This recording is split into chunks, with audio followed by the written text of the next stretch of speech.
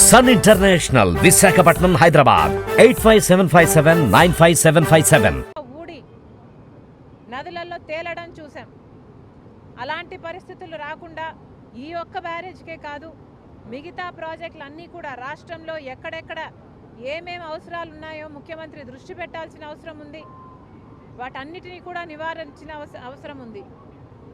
మరొకసారి ఇంత వరద, ఇంత ఘోర విపత్తు వస్తుందని ఎవరమూ ఊహించలేదు.